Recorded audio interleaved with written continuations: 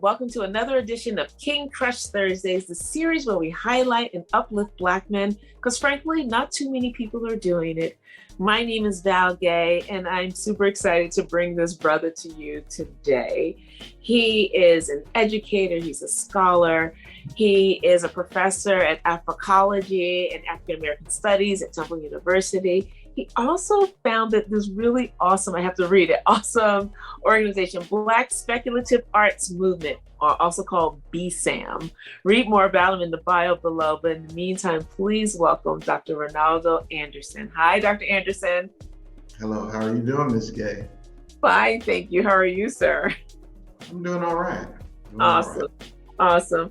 So thank you so much for agreeing to be here. I'm so glad that Dr. Asante nominated you. I'm just super excited that you're here.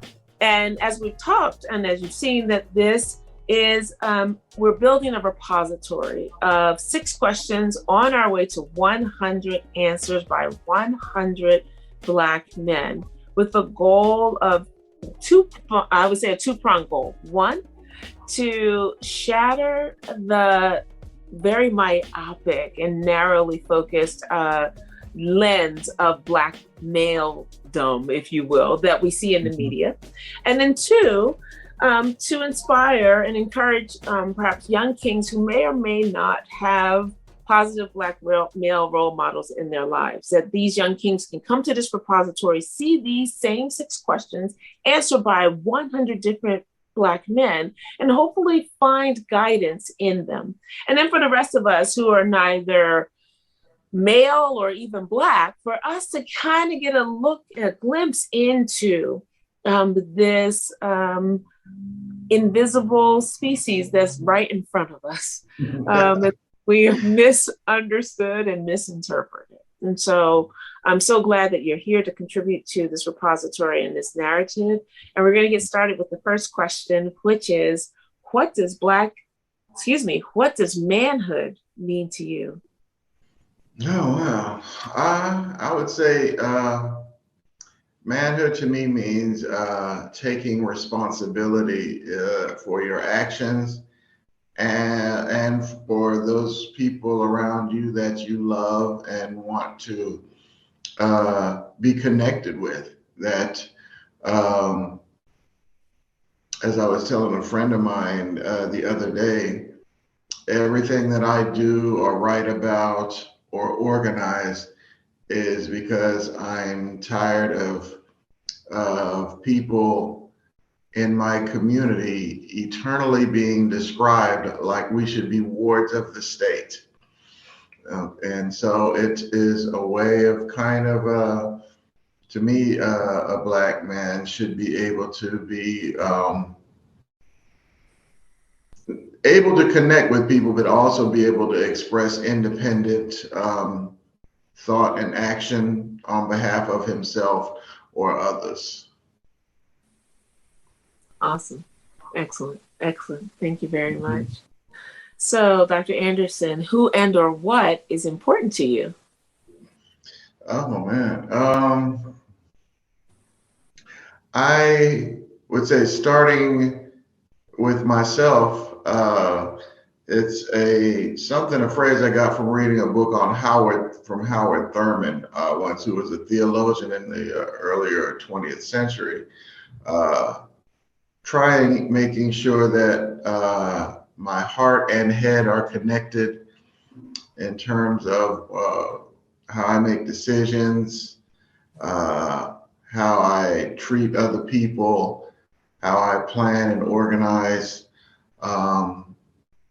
so that I'm kind of in tune with the environment around me, so that I, as much as possible, can respond appropriately to external activities, but then learn to listen to or be introspective to my own feelings and thoughts, so I can practically interact with the rest of society. And then I would say, who's important to me, it would then be, I think, a lot of things that can change over time. I'd say my daughters. You know, I remember reading somewhere they said that a family is a civilizing behavior for men. And I could say that because I know if I didn't have kids or whatever, I probably would behave a lot differently. And that's why I kind of look at other men a little differently of a certain age when they have nothing that like a family to anchor them to what's going on around them. And in a lot of other cultures, family is really where your true source of wealth in terms of how you think about things that are more important than money. And I would also say what are important to me is loyalty. I think most of my friends would tell you that Reynaldo Anderson is the person you want on your side when the world is mad at you, that I'm going to be there with you. And, and we'll just, I'll help in whatever kind of fashion I can. So loyalty, family, and friends are the things that are probably most important to me.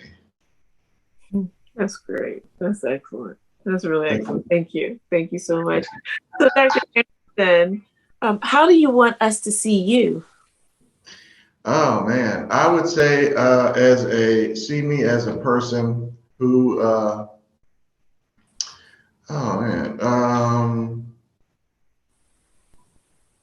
sometimes people, I remember when I was younger, in certain circumstances, I would shave the hair on my face or whatever, because some people would think I was mean.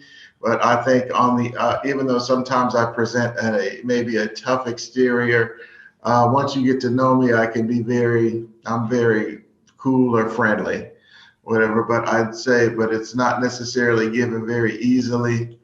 And I would say, trying to think of a word or something that would describe never giving up, in terms of once I've made up my mind about something, I'm going to see it to the end, even though it might take years to do so. So, and that is,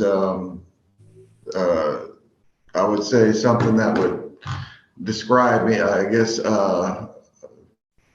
once, if I really care about something, I'm gonna latch onto it like a pit bull, including in my, like I said, I don't give up on people.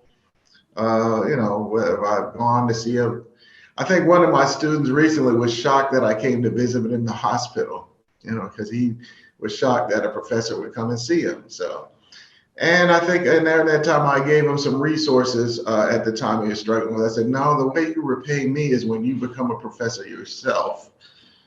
You remember this moment and deal with your own students the same way. So investing in people and having a bulldog tenacity or belief in yourself, because a lot of times in this society, it is structured to beat down Black men before they are of an age to learn how to intellectually and emotionally protect themselves. And so that is something that I luckily developed over time, so I have the ability to endureth to the end. So that is great.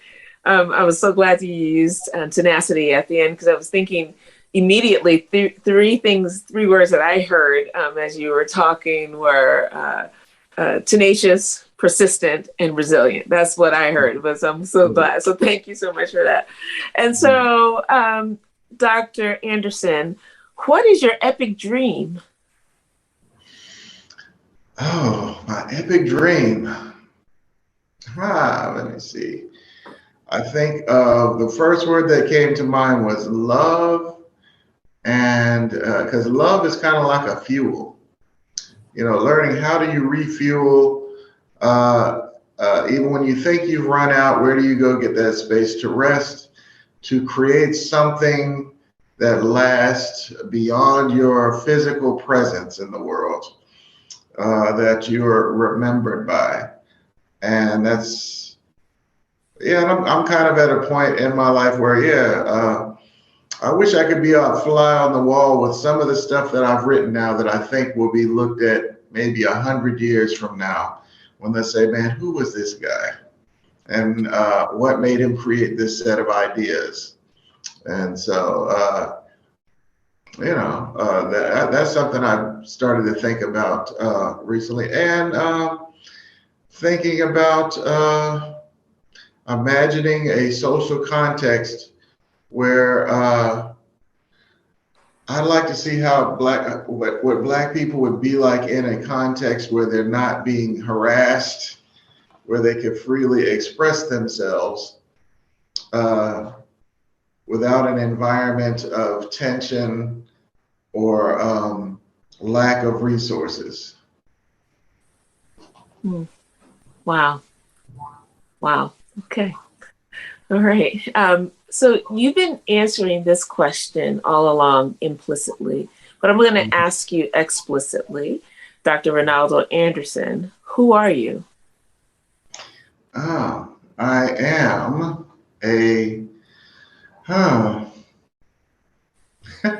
I would say I'm somewhat of an introvert that has been forced to grow and continue to grow in unexpected areas to achieve things that I want for myself and others.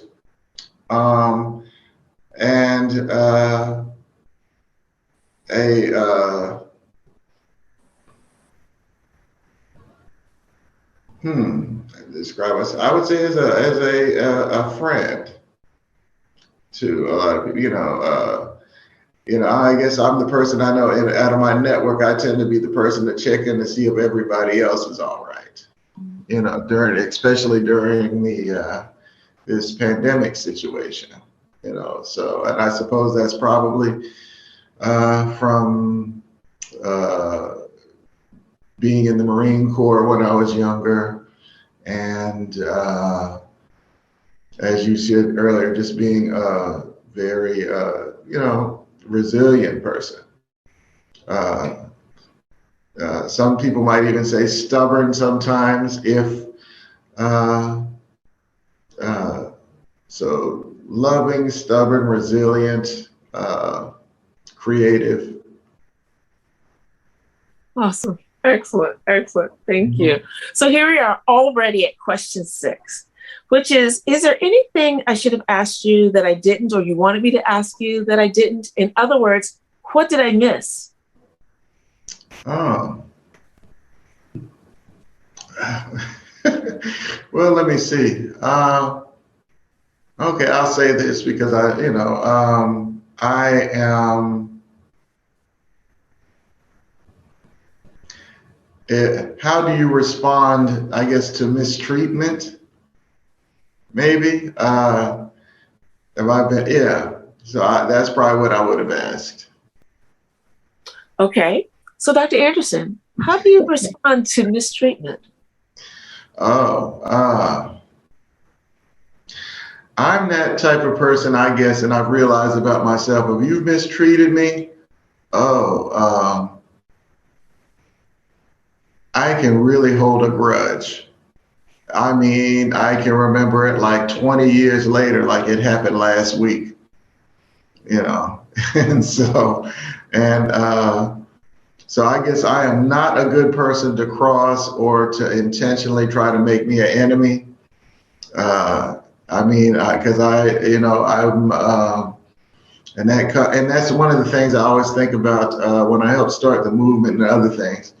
And I had to tell the younger people, as I feel like an old person. I said, look, I don't care about being outnumbered because we will still win or whatever. So I don't. It's because there are things that are more powerful than money or sheer numbers or whatever. Sometimes it's simply will, determination, and just a superior attitude. And as I told some friends, maybe somewhat, growing up to a certain extent on military bases. So that's one thing I realize. A lot of people are what makes me different from most people. Is a lot of people are afraid to try because they're worried about what will happen. And where I'm more like, I'm going to do it or try it. And I'll worry about, I don't worry about defeats because I know I'll even learn from the defeat. So, I'm not I would not be the person who you would try to hurt, whatever. So, yeah. Got it. That's something I've never talked about in an interview before. So, okay. Awesome. Got it. Note to myself and everybody else here.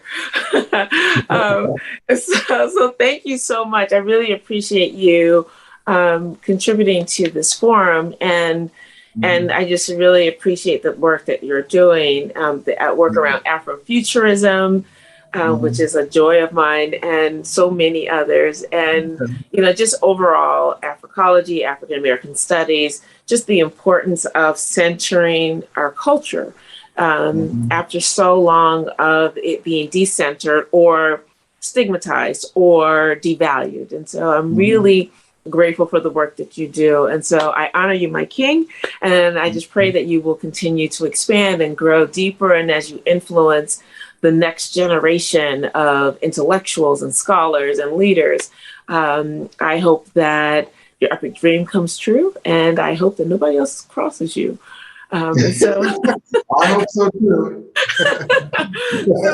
So thank you so much for joining us, and thank you for being here this evening or for this interview. I'm so glad that you were here, and I hope that you are appreciated this interview as much as I have.